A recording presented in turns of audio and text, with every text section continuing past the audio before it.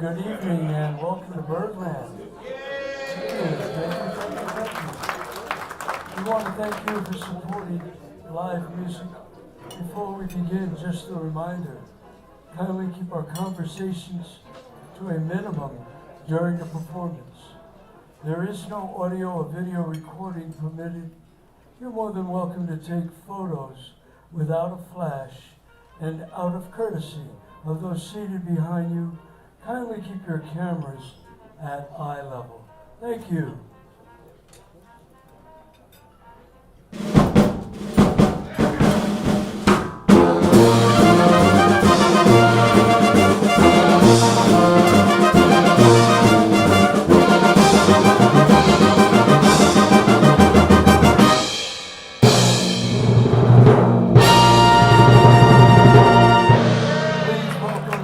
Giordano and the Nighthawks.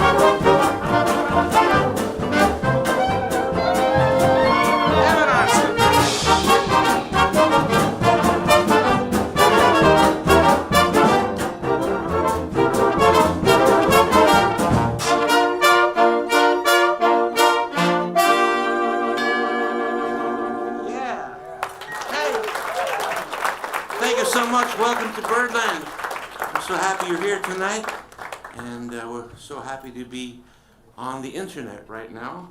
In case you're wondering, we're doing a little live stream broadcast. So tune in if you like. You people at home, pass it on. It's called Radio Free Birdland. Anyway, we're the Nighthawks and we play music of the 1920s and 30s. I'm your band leader for this segment. My name is Vince Giordano. Thank you. We opened up with a big fanfare written by the great pop composer Jimmy McHugh. He wrote something a little bit more serious for Universal Pictures in 1936 or 7 called Universal Picture Fanfare. But to really push it over, you got to have a big drum in the back. And we found the right guy who brings his kettle drum, his timpani drum, everywhere he goes. And that's Paul Wells back there. Yeah, nice. And then, and then we segued into an old-time, about 1922-23 tune called The Bugle Call Rag. And it was a 1930s arrangement. And of course you heard there from Mark Lopin on the tenor sax, Mike Davis, Sam Chess, Peter Yaron at the piano, Andy Stein on the hot fiddle, and Paul Wells got another solo with no timpani, and the great Evan Arnson got a 2-bar solo there. That's enough for you. All right. And that was the, I'm told, the theme song for Harry Roy's British dance band back in the 30s. At least he played the heck out of it. The Bugle Call Rag, remember that one? We're going to play some Duke Ellington for you right now from about 1926. He was around here in New York, in this area, something called Kentucky Club. And there's a tune Andy Stein over there, the guy you heard on the violin, took off on the record, off the record for us. It's called The Creeper. 2 measures. 1, 2, 1, 2.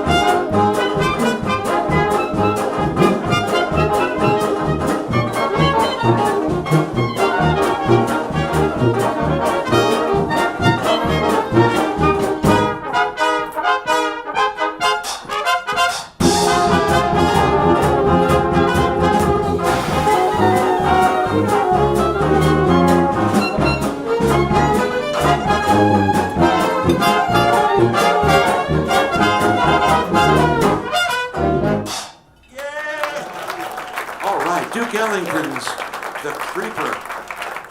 I have no idea what that title means, but it's a lot of fun, and that was Andrew Stevens playing all that hot trumpet for you.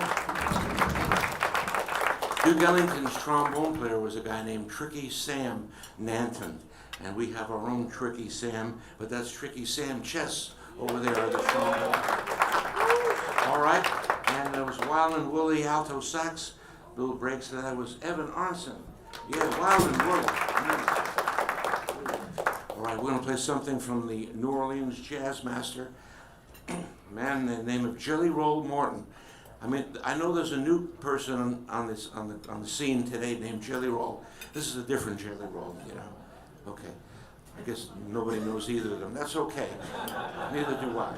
But Jelly Roll Morton, a great New Orleans man, played fantastic piano, wrote great jazz tunes, and had a great eye and ear for getting wonderful musicians together in his band to record on the Victor label.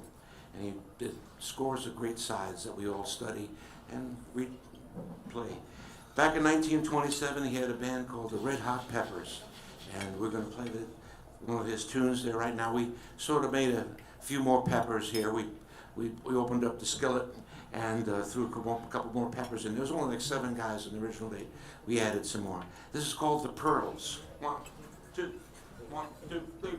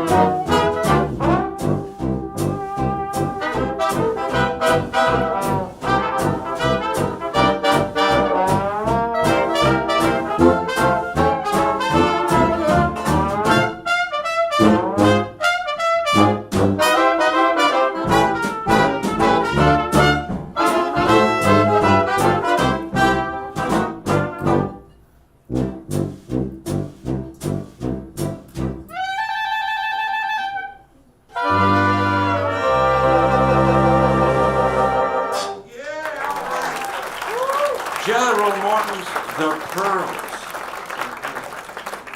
That wonderful trumpet solo was played by Andrew Stevens, who's joining us tonight. Andrew's, when he's not playing with us, does a lot of great work in the New York scene here, playing with different bands and his own band. And he also has a wonderful gig teaching at the great Louis Armstrong House Museum. And he teaches these real small kids. What are they, like 4 or 5 years old? 9 to 13, all right.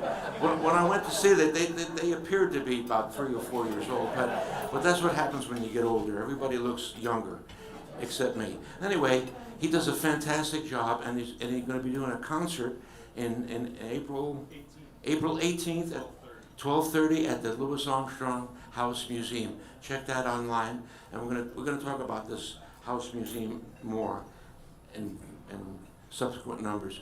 The saxophone solo was originally done by a guy on C Melody saxophone, a guy named either Stump or Stomp or both, Evans. You didn't bring your C Melody sax tonight. Oh, what happened, man? All right, that's Dan Pearson. He forgot to bring his C melody. It's okay. He did a great job on the alto. Give him a nice hand. Right across the mouth. Nice. All right. Oh, here's a crazy one. We haven't played this since we closed the last club we played at. In the early 30s, actually the late 20s, a band started out of Detroit called the Casaloma Orchestra. Glenn Gray and the Casaloma Orchestra. And they lasted a long while in the swing era, but they had a unique style of music, mostly because their banjo guitar man was the arranger, and he arranged some really fantastic things like the Casaloma Stomp and their theme song called Smoke Rings. Then he got into this whole color thing. He said he wrote a tune called Blue Jazz, and then he did black jazz, and then he did white jazz. Gene Gifford was his name, and played the banjo and the guitar. We had a request all the way from California to play something called white jazz. And here it is, Casaloma, 1931. Good luck, guys. 1, 2, 1, 2.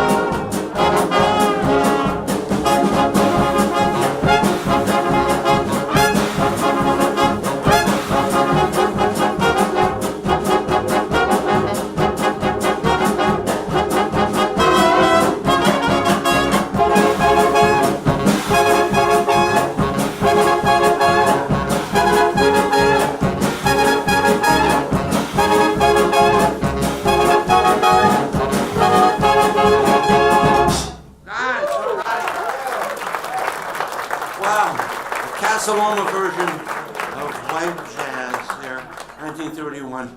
That last key, it was in D flat, 5 flats for everyone interested out there, in case they would tune in their ukuleles. And it sure went to a lot of D flats. That's great. Okay, Mark Loban on the tenor sax, and the clarinet solo, Dan Pearson. And in the early days of this band, we actually had the clarinet soloist from that band, a wonderful man named Clarence Hutchinrider. beautiful man, and played many years with us. We used to play the theme song Smoke Rings that featured him too. All right, we're going to go to Kansas City right now. Kansas City in the late 1920s. They had so much jazz there. It was a fantastic place. You wouldn't think in those early years, but it was, because you have New Orleans, you have Chicago, New York, but Kansas City. Andy Kirk's band was there, a bunch of different bands, and one of my favorite bands, of course, is the Benny Moten Orchestra.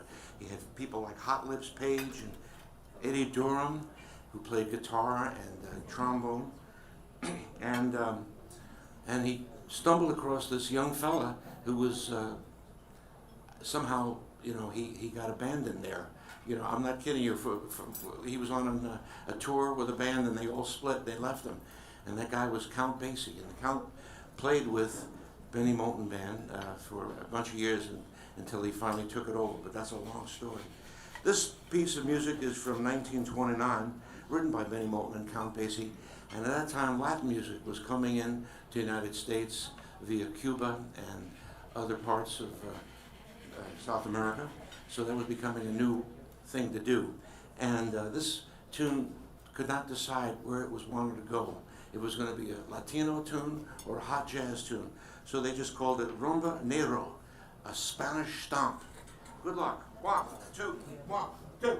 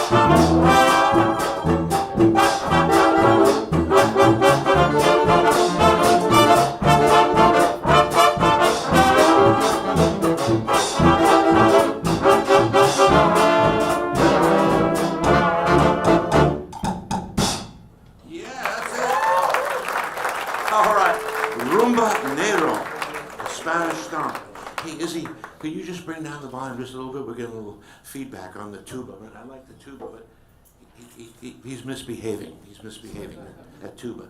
Okay, so let's see. We had some nice solos there. Oh, that was good to have a little banjo business there happening with Devin Quartet. Yeah, man, nice. And was that Evan Arson on the reeds? You got it. It was you. Okay, I figured that. And Mike Davis playing that hot trumpet. He's with us tonight. We're going to feature him on this next number.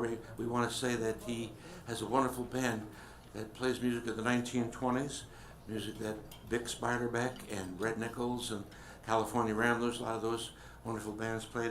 They're called the New Wonders. New Wonders is a great band. When's the next time the New Wonders are going to be rounding up? As a matter of fact, Vince will be here backing up Bryce Edwards on June 7th. June 7th, right here at Birdland, That's right. with the great Bryce Edwards, and they're going to be doing music of the combination of Ukulele Ike, who was known as Cliff Edwards, and Red Nichols' combination. It's a really fun show. I've seen it, and there was so much clamor for it. They said, let's bring it back again with some new numbers, too. Speaking of Bix Beiderbecke, yeah. Here's one of the last tunes that Bix recorded in 1930. He was to pass away in 1931 at the age of 28 years old. It's a long story, but I can't tell you about it. Anyway, it's kind of a sad little tune that keeps going between slow and fast and slow. So don't try to dance to this one, or you'll be confused. It's written by two fellas that worked with Bix in the Paul Whiteman band, a guy named Manny Malneck, who was an arranger and violist and later band leader, and Frank Signorelli, who wrote a lot of great songs. It's called Deep Harlem, and it's really deep. He had some neat people on that band, Benny Goodman and Jack Teagarden and Gene Krupa, and of course Bix too. 1, 2, 3, 4.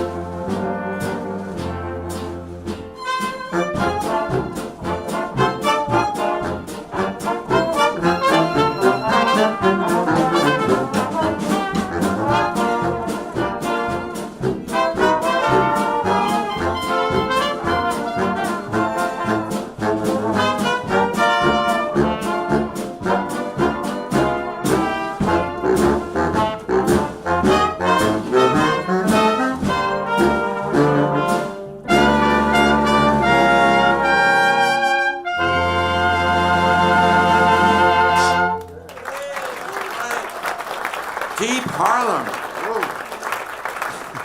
That's kind of a bluesy tune. You know, Bix didn't record many blues, but that's bluesy to me. And that, of course, was Mike Davis there on the trumpet. Yeah. And the Benny Goodman part was done by Dan Pearson. All right. Hey, here's a hot one that was originated in Chicago by a wonderful man named Fred Rose. Fred Rose was a red-hot singer and piano player living in Chicago. He wrote a bunch of stomps that were done by King Oliver and the Coon Sanders Band and the Apex Orchestra with Jimmy Noon. And this one recorded by a few bands, Bubba Miley. It's called Black Mariah. And Black Mariah is the name they used to call it. I don't think they do it anymore in Chicago for the paddy wagon. So there's a whole bunch of lyrics which I'm not going to sing. But if you get, if you're naughty, the Black Mariah is going to pick you up and take you to jail. Anyway, here it is for Fred Rose, Black Mariah. 1, 2, 1, 2.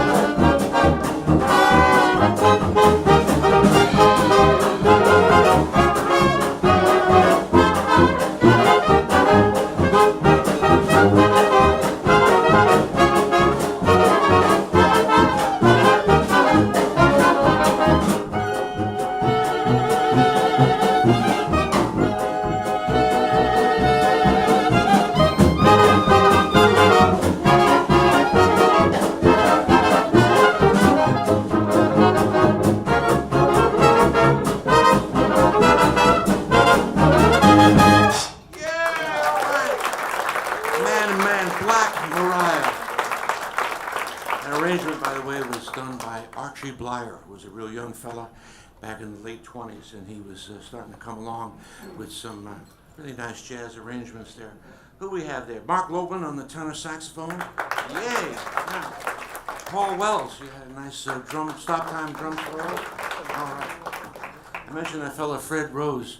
He finally left Chicago and went down to form a big company down in Nashville called Acuff Rose. He got into country music. Had made tons and tons of money doing that. Good for him. Good for him. We're just here for the love of it. That's why we're here. We get paid occasionally. I'm just kidding. We're having a good time. All right. Let's see. I think we're going to switch tunes right now, and we're going to. That's okay. It's all good. It's all good. It's all good. We're going to switch to this great tune that we play every show, because it's a Louis Armstrong related tune. Now you folks know who Louis Armstrong is, right? All right, good. Wow, that's a great response, Sometimes people are silent, or they think he's the guy that went on the moon. No. Good. I'm glad some of these jokes still work. We talked about this wonderful place in Queens, the Louis Armstrong House Museum. There's a bunch of flyers there on a merch table. It's real easy to get to if you're here in New York. You take the number 7 train at Corona, and you go there, and you'll be just amazed to see this collection of Armstrong memorabilia, his beautiful horns there, which both these fellas have played, and lots of great artwork, and you hear Louis talking, he greets you, come on in, you know, the way Louis Armstrong was. So please, if you get a chance to do it. Now, Louis Armstrong was this fella from New Orleans, young jazz musician, and he was having a grand old time. But an older fellow named Joe Oliver was sort of his mentor. Joe Oliver was also known as King Oliver. But to Louis Armstrong, he was called Papa Joe, because Papa Joe, he just laid out a lot of great stuff for Louis to do, and he did. And Louis spoke about him for the rest of his life. So in 1928, Louis had left the King Oliver Band. He went up to Chicago and decided to do a little homage to Papa Joe and record this tune called the West End Blues. And thank goodness he did it, because it really changed a lot of things for jazz and also Louis Armstrong's life. A lot of people really noted this. You could look it up on Google and see this, what people wrote about the West End Blues. It's amazing. So anyway, here is Mike Davis to play Louis Armstrong's great solo on the West End Blues.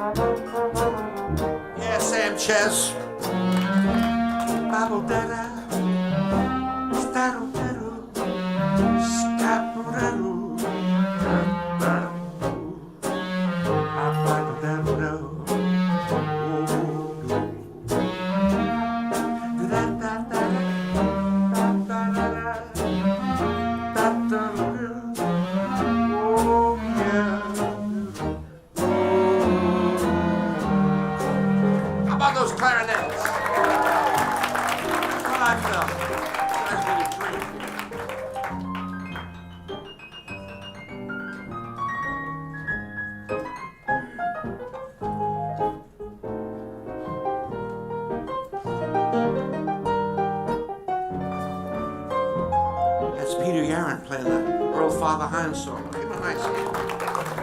All right, Mike.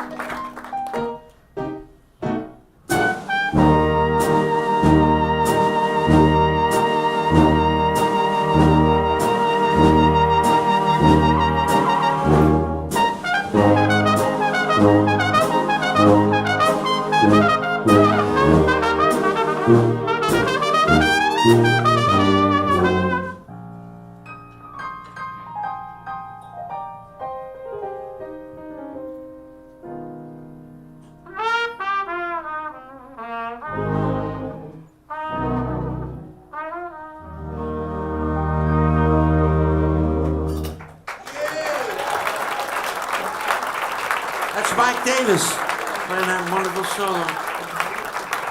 Don't forget to catch out his new wonders with Bryce Edwards coming up. Sam Chess playing that beautiful trombone solo. That was just great. And you might have noticed that our clarinets slipped into something a little bit more comfortable. Yeah, there they go. They got into these megaphones. They weren't on the original date. No. We stole that idea from Hal Kemp, which we'll talk about a little bit of Hal Kemp later.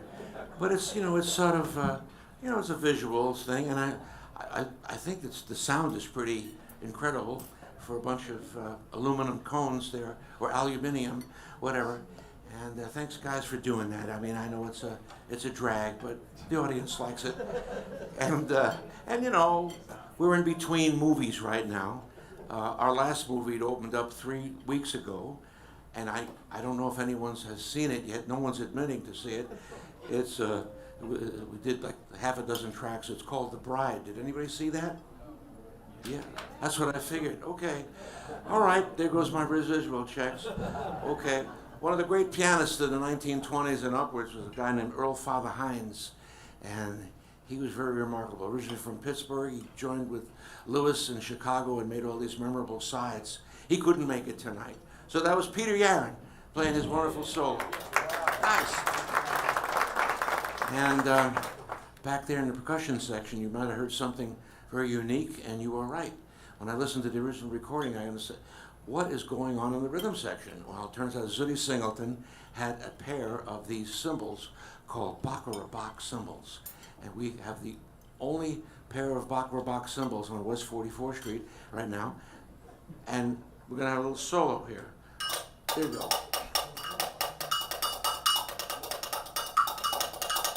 All right, that's enough. That's enough. Paula, he gets carried away. I don't blame it. I do them sometimes, and I'm sit there in the corner for an hour playing those things down. So I got to get back to work. Anyway, they're fun.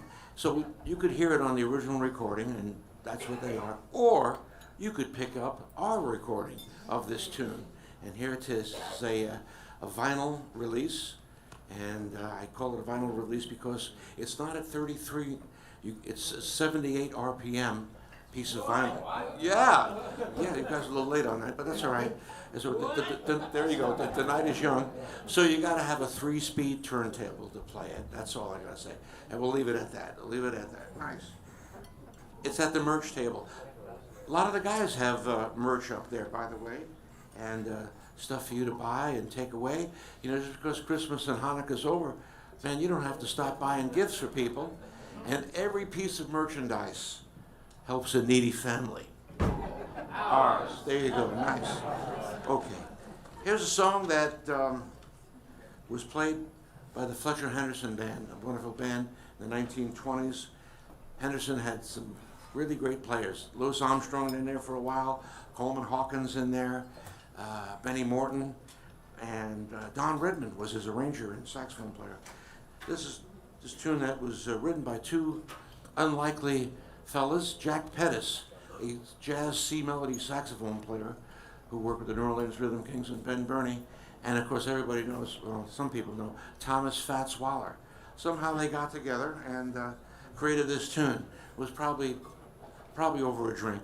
Anyway, it's called the St. Louis Shuffle, and here's the Henderson arrangement from 1927, transcribed by Jan Stolba from Czech Republic. Thank you, Jan, wherever you are. 1, 2, 1, 2.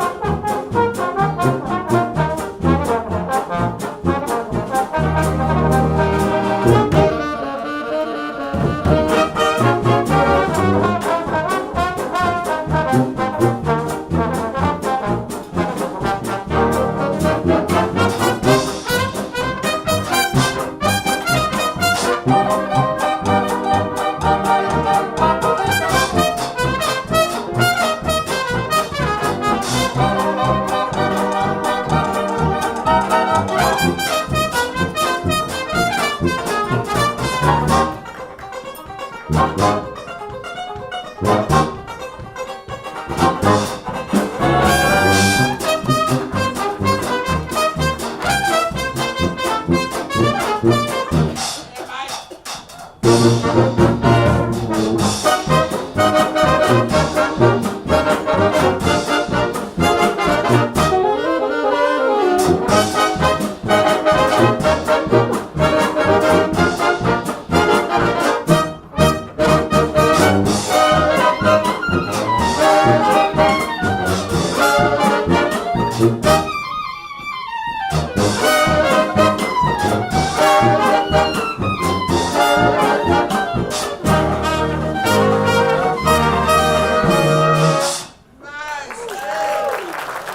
the St. Louis Shuffle, the Henderson Band, and written by Pennis and wow, Pennis and Waller. Mark Lopman there on that great Coleman Hawkins solo. Yeah, nice. And we had Andrew Stevens. Was that you on the trumpet? Okay, well, good. I gotta check. This music is flying by so fast. And what about that wonderful banjo breaks there by Devin Cortan? Yeah. Oh, come on, it was better than that. There you go. Thank you. Good. And who else we had? We had some Sam Chess. All right. Now you might have heard something different from our reed section, and you are correct. They picked up 3 soprano saxophones. Take a look at these things. They're saxophones, but they're like not curved like the other ones. They do. Oh, I see. They do come in curved versions, but these are the straight ones, and most people think they're metal clarinets. No, they're soprano saxophones. And in the 20s, there were bands that had 3 of these playing at the same time. You never hear that anymore. Soprano saxophone, because Sidney Bechet had a great, he was sort of king of sopranos for many years. And then Johnny Hodges fooled with one, and John Coltrane. It kind of went into, I don't know, people didn't care too much for soprano sax. But when we started this band out in the late 70s, a young fella came in. We were at this place called the Red Blazer, sorry. It felt like the Dead Blazer. Anyway, it's now dead.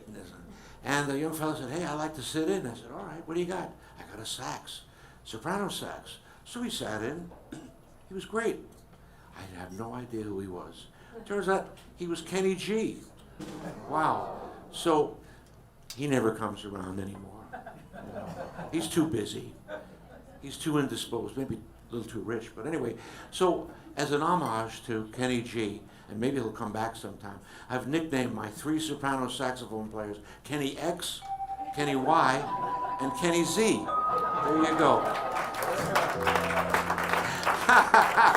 So maybe he'll join the alphabet there. Or we could give everybody a soprano saxophone and go A through whatever. Okay, that's my story, and I'm sticking with it. Okay. Yeah. Let's slow things down and play a song that was recorded by Paul Whiteman back in 1928.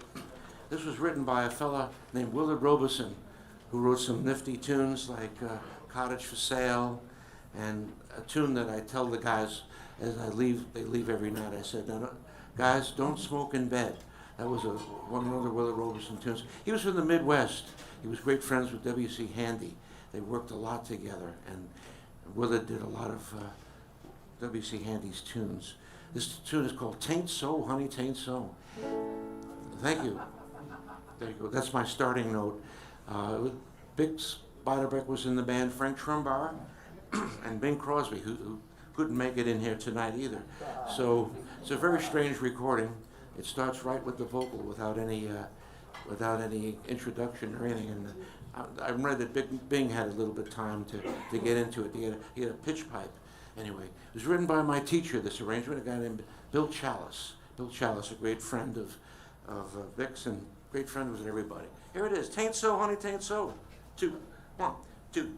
Hey, people, you should come to Arkansas. Meet a friend of my old Aunt Phoebe Law. She's known to everyone for miles around. She will help you when friends forsake you, when troubles bear you down. Those who come her way are blessed when they hear us say, tain't so, honey, tain't so. Spoke to the Lord and the Lord said, no, tain't so, honey, tain't so. Tain't so, honey, tain't so. Tomorrow will bring something good, I know, tain't so. In No, it just ain't so. Makes no difference what your problems may be. Just look up, brother, and I'm sure you will see. Tain't so, honey, tain't so. The devil said yes, but the Lord said no. Tain't so, honey, tain't so.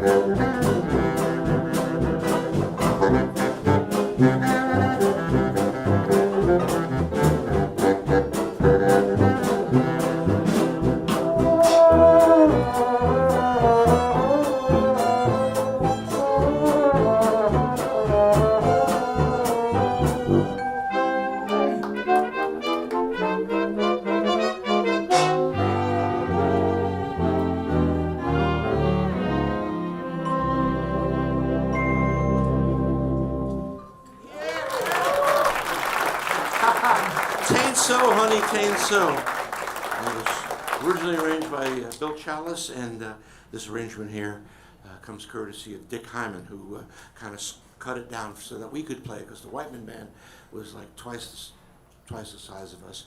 We had some nice solos there. The big verse and chorus done by Mike Davis. Yeah, nice.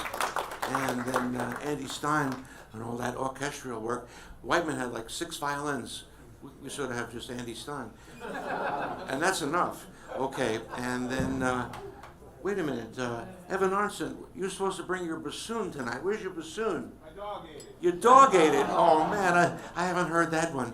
Originally, Frank Trumbar played the bassoon on that, but Evan did it on the baritone sax, and that was great. That was great. There you go. Yeah. And wait a minute. Hey, Sam, did you bring another trombone tonight?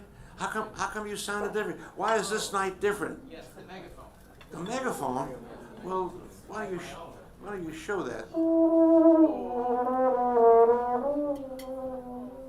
man, that's wild. Hey, Sam, man, what happens if you don't use the megaphone? What do you sound like? Without it, Yeah. Wait. Okay, all right. Keep the megaphone in.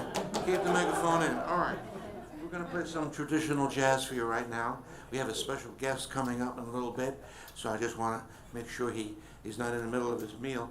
But we're going to play some old-time traditional jazz. And here's Mike Davis to suggest something. What do you? the Limehouse Blues. The Limehouse Blues. Well, how about that? It's a tune written in England, and the composer of this, and I'm told by this gentleman who's going to come up in a few numbers, told me the story about his name. His real name, let me see now, is I just forgot it. But he sort of altered his name. He cut off the first letter for whatever. Abraham. Yeah, Abraham, right? Yeah. Right. And it just called it Braham, B-R-A-H-A-M. Whatever. I think he took the A off for savings or something like that. Anyway, it talks about Limehouse, which was part in London, as we call Chinatown, right? And does Limehouse still exist in England? It does? Okay. I got an affirmative. Okay. All right. You're going to start with the verse? Yes. Okay. Hold on here. I'm a little loose here. I'm loose. Okay. 1, 2, 3.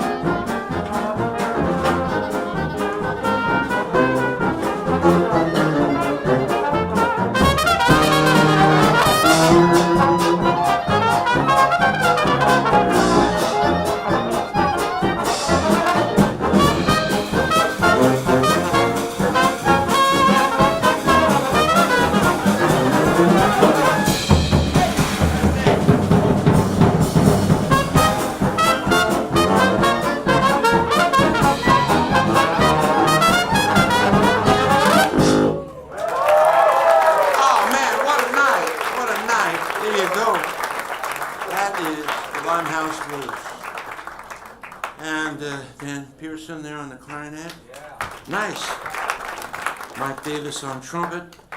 Sam Chess on the trombone. And another fantastic solo on the banjo by Devin Cortan. Nice. And our pianist moved over to the little music box thing there called the celeste or the celesta, used in classical music. Yeah. Occasionally jazz people use it, like Fats Waller and Lenny Hayden and people like that. And Peter Yaron is the foremost jazz celeste player in Birdland because he's the only one. Give us a little of that celeste, please.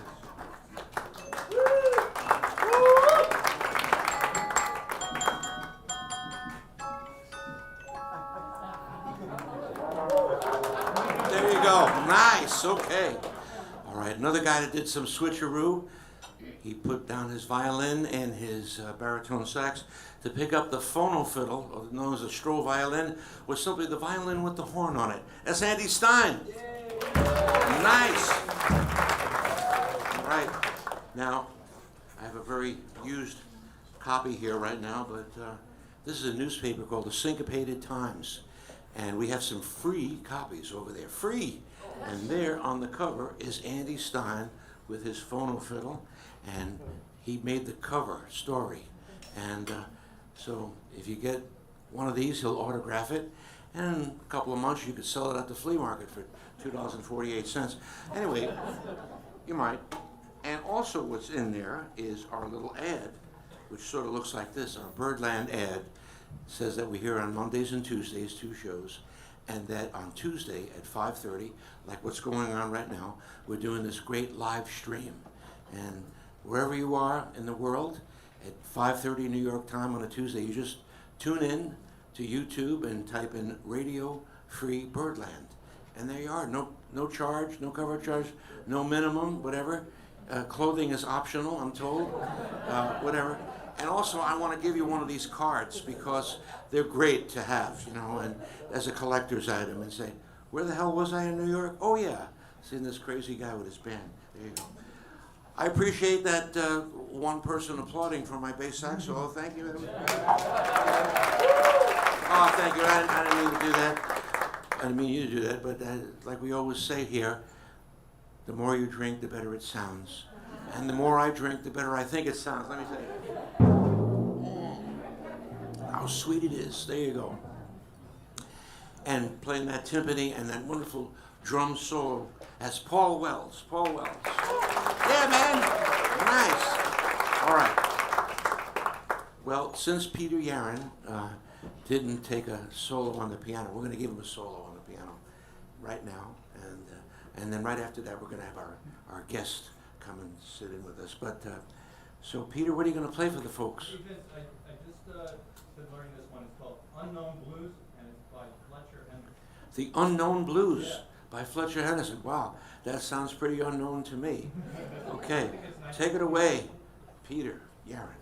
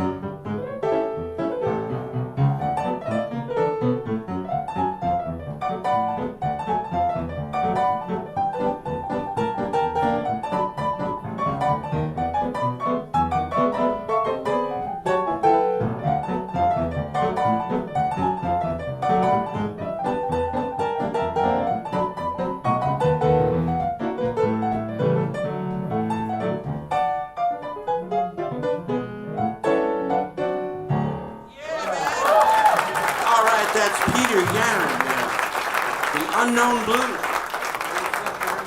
Wow. Well, you know, this music that we play tonight, this vintage 1920s and 30s music, it's played in quite a few other places around the world, and a really wonderful orchestra is in England, and the name of the band is called the Tuxedo Jazz Orchestra, and we happen to have the leader of that orchestra with us tonight, a good friend that I've known for many years, Mr. Tony Jacobs, and let's bring him up and have him sing with us. A little bird told me that you were going to be here tonight, so I brought this old arrangement that you kindly sent to me many years ago called Lovable. Lovable, here it is. We don't, and then here's the rhythm section. Here. So no.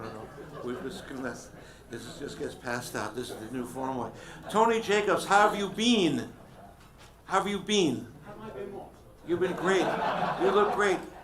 I understand you were at Marilyn May's 98th birthday party last night. If you haven't seen Marilyn Use the mic, Tony. We'd love to hear you. I can project. If you haven't seen Marilyn May, she's at 54 Below for the next few days. She's approaching her, believe it or not, and anybody in their 30s, any cabaret singer, she would be brilliant if she was in her 30s. She's 3 days away from her 98th birthday.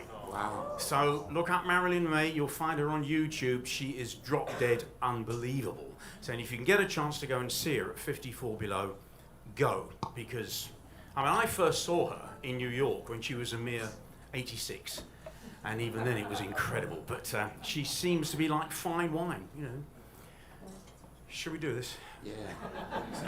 All right, Tony. Okay. I want to tell you folks, any of you folks out there in England, Europe, and need a nice vintage jazz band, check out this wonderful Tuxedo Jazz Band with Tony Jacobs. All right. Now, Tony, since you're a band leader, and I'm getting weary being the band leader, will you kindly count us off the way you do it in a very proper way? In the British way. Use the microphone so we can hear you. In the British way. Yes, in the British way. That's right. Very proper. Shows how professional I am, doesn't it? You know. Is anyone from Great Britain here tonight? All right. Sorry? Is anyone from Great Britain out there tonight? Okay. I don't. Yeah. All right, Yes, Tony. and Mary, the wife is okay. Okay. 1, 2, 1, 2, 3, 4.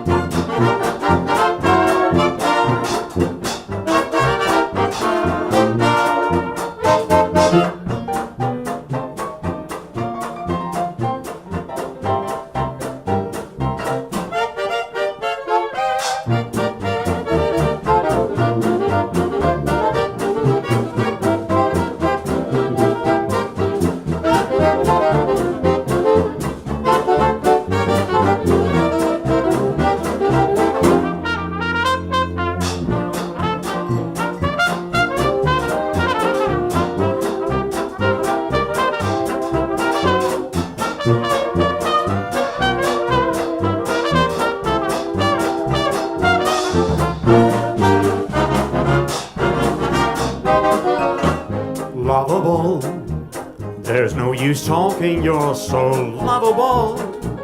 When we go walking, I throw out my chest. Oh, say you're the best. Others just imitate. Kisses that you create are lovable. You got a way of petting that just drives me wild. Say, heaven aboveable made you so lovable. Love me, lovable child.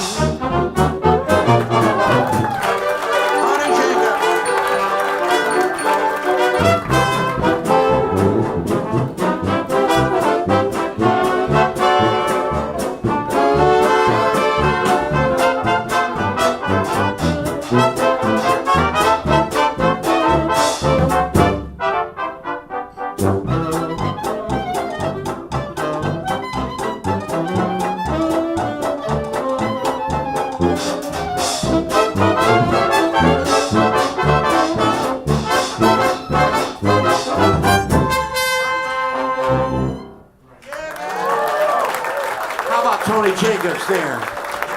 Wow, that's fantastic. Lovable. Woo. Okay. Man, oh man. Thank you, Tony. Have a wonderful time here in the States. And come back again. Fantastic. I hope all you people there on the internet will check out his wonderful orchestra. Well, by the old watch here, I'm sorry to say we've run out of time. Yeah, it's true. But we had a great time playing for you folks tonight. And I want to say, of all the audiences that we've played for in close to over 40 years, you are the most recent. And we greatly appreciate you coming to support live music. This wonderful establishment, Birdland, is going into its 77th year. How about that? And the reason is because folks like you come to support this music or any kind of live music. And also, if you check out this brochure that's on the table, you'll see all the great people that play here. We have a cabaret night on Monday nights. We have older kind of jazz like us to more modern. We have some Latino jazz. It's fantastic. It's such a great array of things that are happening. There's 7 afternoons and 7 nights a week. There's 5:30 shows and 8:30 shows. So I just want to say, in my humble opinion, I think Birdland is the world's greatest jazz nightclub. Yeah. Okay. There you go. So, and as you know, jazz is, it's not the top music in the world today, so we need some help. And number one, if you could mention it on Facebook, Instagram, TikTok, Threads, YouTube, or try to introduce some young kids to live music. Bring them in. We had a kid here last night at the bar. He was drinking, so young, drinking scotch and Wawa, in a little sippy cup. It was unbelievable. Anyway, we're going to close off this set with a tune called I Got Rhythm, written by the great Gershwin brothers, Ira and George. And this was done by Don Redman, that great arranger that I told you about, in the 1930s. Everybody played I Got Rhythm. And this was transcribed by the wonderful trombone player with the Jazz at Lincoln Center Orchestra, Christopher Crenshaw. I Got Rhythm. 1, 2, 1, 2.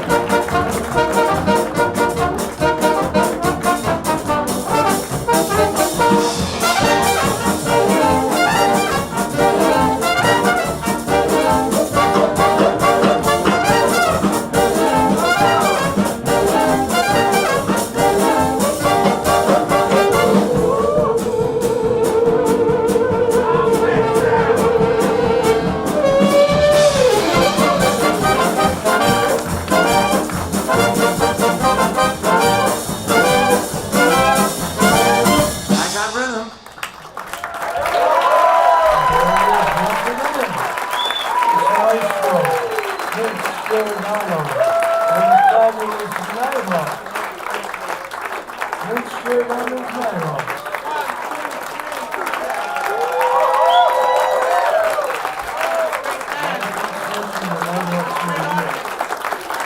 Every Monday and Tuesday night, so please tell a friend. And if you want to take the music home with you, be sure to visit with Carol at our CD table. Once again, every Tuesday, Wednesday, and Thursday, we do a live stream. Get on YouTube at Radio Free Birdland. On behalf of all of us here at Birdland, we want to thank you for joining us, and we look forward to your next visit.